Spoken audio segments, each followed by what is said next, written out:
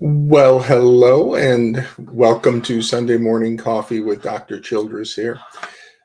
So today I want to discuss grief and guilt, primarily with the child and how the child is processing both of those emotions, but also the transfer of those emotions or displacement of those emotions and shame from the pathological parent to the targeted parent using the child as sort of the medium for emotional transmission. But to start with, talking about the issues of grief and guilt for the child, these are um, strongly central features of the child's experience. And so let's start with grief. The attachment system is a motivational system, and all motivational systems always have a direction to them. Regulatory systems can go up and down, like behavioral regulation or emotional regulation, they can go up or down to around a set point, a medium point. Whereas a motivational system doesn't go bidirectional, it always has a direction to it. So we are motivated to approach food when we're hungry. We're motivated to seek pleasure. We're motivated to avoid pain. And that's the function of the motivational system, is to guide us in towards direction. And the attachment system is a primary motivational system of the brain. And it's similar to the motivating systems for eating and sex. And so it is a strongly fundamental motivational system within the brain. And it always motivates the child to bond to the parent. It's called a goal corrected motivational system. If there's a barrier, if the parent's a problematic parent, the attachment system changes how it tries to bond to that parent, but it's always trying to bond to the parent. And the reason is because it evolved from predators.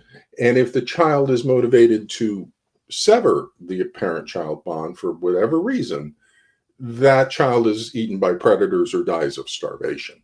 So that's the origins of this motivational system. It's a one direction motivational system to bond to the parent. And when there's a breach in the attachment bond, that produces grief. And we can understand the level of grief when a child when the child loses a parent and the parent dies, and the grief that the child feels. Even as an adult, the grief we feel over the loss of a parent is the attachment grief.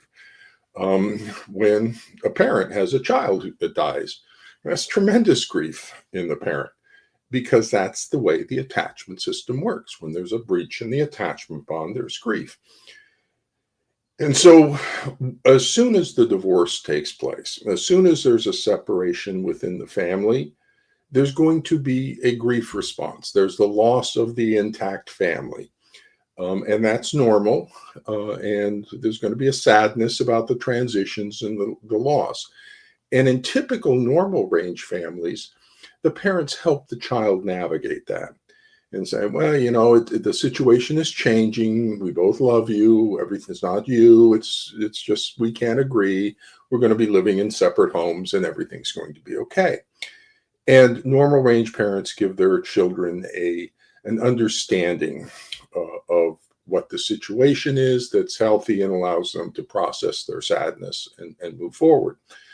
The pathological parent, though, doesn't do that. Okay, so they twist the child up to meet the pathological parent's own need.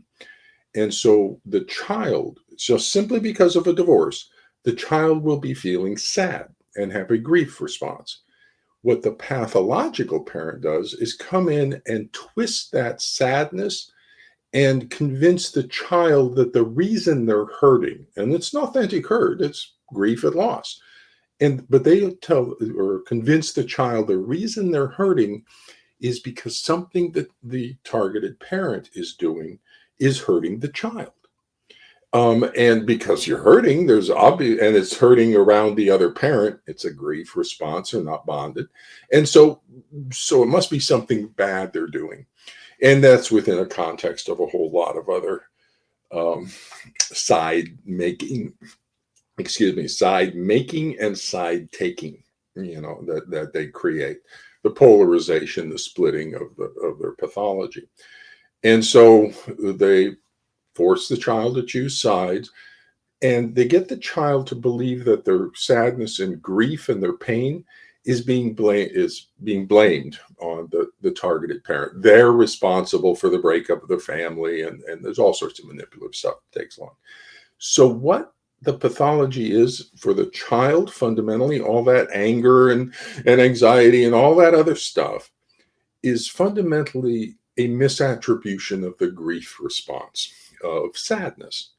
And that's because the pathological narcissistic borderline parent cannot process sadness. Sadness is processed through the attachment networks. They have damaged attachment networks. So when sadness goes through their systems or emotions, it locks them up. And so now we have the child having sadness, and they come under the influence of the narcissistic borderline dark personality parent. And that parent locks the child up in the same response to their sadness. So this is actually a pathology of pathological mourning or pathological grieving, disordered mourning. And so the child has an authentic hurt. And that's why if you try to challenge the child, they say, no, no, no, I really hurt. It's really something about them that's a problem. Yeah, it's because you're not bonded to them.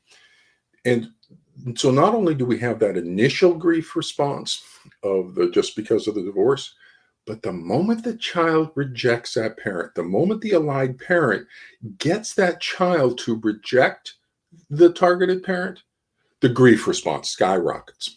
Okay, because that's attachment bond that's motivated. And if you breach the attachment bond, you get a whole bunch of grief. So essentially, for the child, the targeted parent has died. And so you're going to have a tremendous grief response in the child, but it's all going to get twisted into this anger and into, anger loaded with revengeful wishes, as Kernberg talks about it. That's how the pathological parent handles sadness. They twist it into anger and resentment loaded with revengeful wishes, Kernberg. That's how they get the child to interpret their own or process their own sadness. So at that point, things are off the charts in terms of the child's sadness. And the child, though, can't understand why they feel so sad. And it has something to do with the targeted parent. They just know every time they're over with the targeted parent, it hurts more.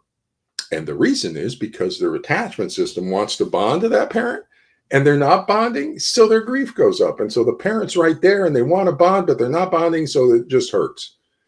Whereas every time they leave that parent and go to the allied parent, it hurts less. The reason is because the targeted parent isn't there. They're not motivated to bond to that parent, and so their grief response goes down. So all the child knows is that there's a differential in their pain. But it's just simply from not bonding. And the moment we help the child and targeted parent rebond, the child goes, oh, was that it? Yeah, that's all the problem. Yeah, you're just not bonded to that parent, and everything got a little out of hand there. So at a fundamental level, the child's anger and pathology and all the attachment system is a misattribution of sadness. They're thinking it's because something is bad about the targeted parent. No, it's just a misattribution of the grief response. Now, the second emotion that's going through the child is guilt. And the guilt comes from loyalties within the family because the child loves both parents. Okay, that's just the way the attachment system works. The child is motivated, strongly motivated, to form an attachment bond to both parents. And loyalties within families are important. And so when the clan goes off to war, we want all the family members to join with. And so there's there's a important aspect to family loyalties.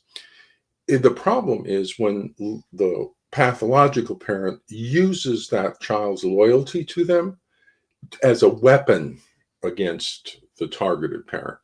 That's where the loyalty conflicts become a problem. But just generally within families, we like that bonding. We like that sense of family loyalty, family coherence uh, in the family unity. And so when the child then rejects a parent, a beloved parent, and so don't believe the lies that the child's saying, I don't want to be. No, those are all lies. That's a beloved parent. And when the child rejects that parent, the child feels tremendously guilty. Here they're being disloyal to this beloved parent and they're siding with the other parent in the spousal conflict. That's a loyalty conflict. And so, in order to resolve that loyalty conflict, the child has to make the targeted parent deserve to be rejected. So, if the targeted parent deserves to be rejected, it's their fault and not the child. And so that's a key feature we will see with the children, and that's going to be a key barrier to overcoming the pathology once we allow it to kind of set into place. It's really, really good if we get early intervention on this, identify it really early in the court process, and get a handle on it and jump in there and stop it from developing into this more severe forms. If though we've allowed it to develop, the child cannot go backwards. The child cannot rebond with the targeted parent without admitting that there was no reason not to bond with them. And then that makes the child responsible for the disloyalty and responsible for all the bad stuff. And it's a bad child. And oh my goodness, bad thing. I mean, they just feel bad. They feel awful. And the child will never blame the allied parent. They won't say, oh, I was an innocent. It was no, the child's going to take responsibility for everything and keep the abusive parent blame free. It wasn't their fault. The child should have been stronger. The child should have, whatever happens.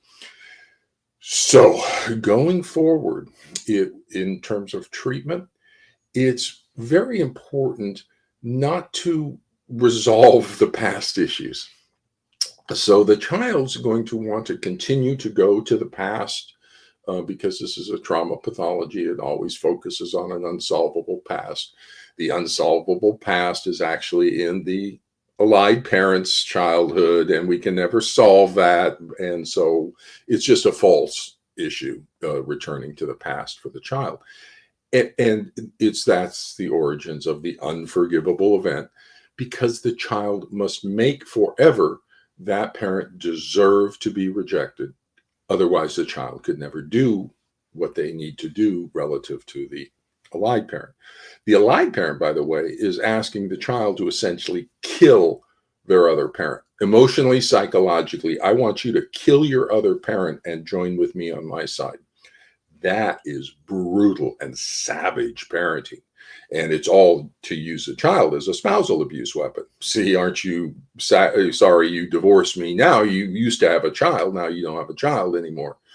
And so it's transfer. I'm not the rejected one. You're the rejected one. And so it's just severely pathological parenting that's killing the child of the other parent in retaliation for the divorce, which is horrendous spousal abuse, and getting the child to be the murderer of the parent, which is horrific psychological abuse for the child. So there's just all sorts of damage they're creating in this child that we now have to kind of protect the child and recover and the healthy development of the child, which is bonding to both parents. Attachment system is balanced to both parents, balanced to mom and balanced to dad.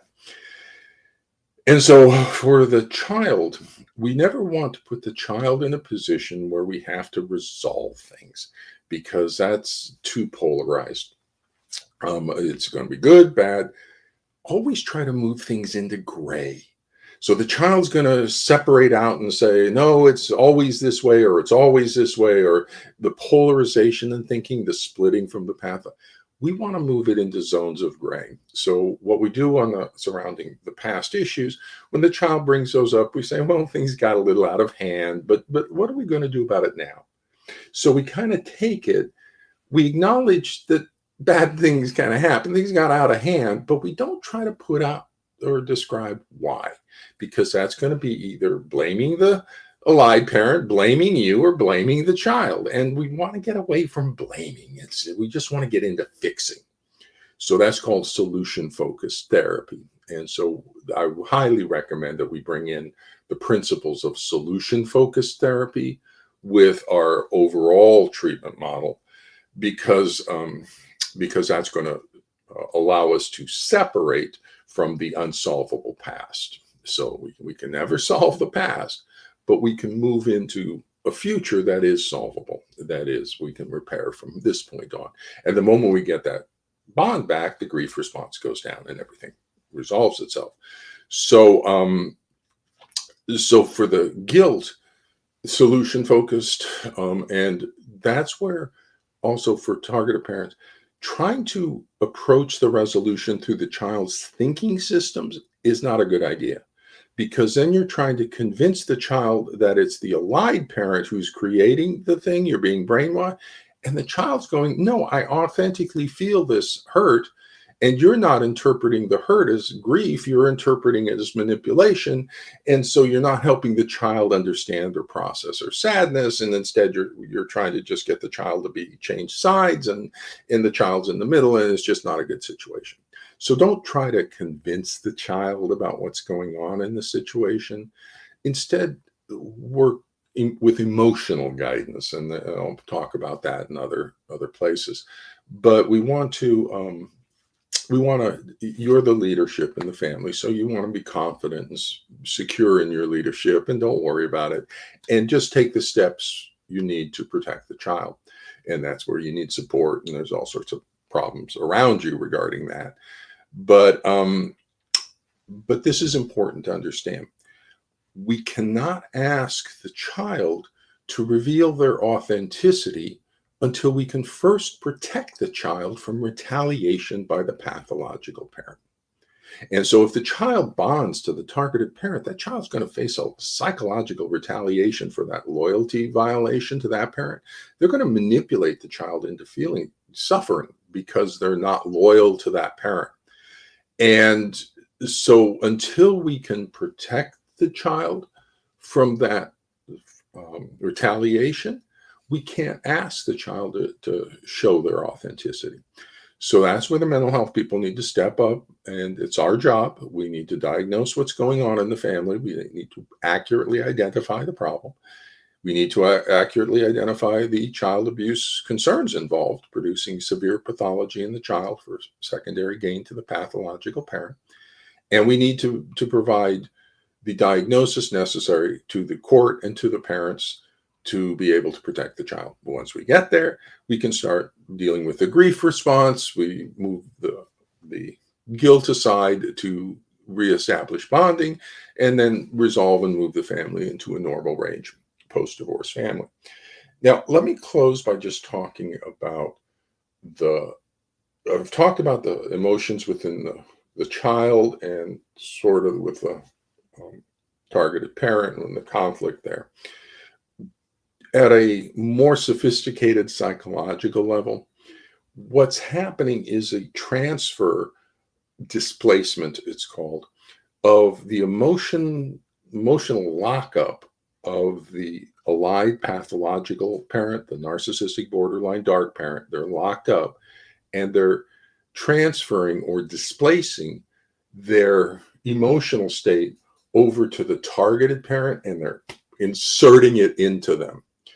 And the primary emotion that's getting inserted over is shame.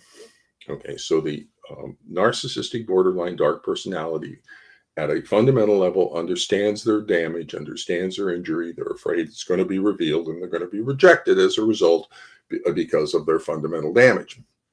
And so the Narcissist responds very flamboyantly to signals of rejection because that's an indication of their inadequacy. Well, guess what? The divorce, you indicated they are an inadequate spouse, so now it's going to activate them into their defensive processes. The borderline responds to abandonment.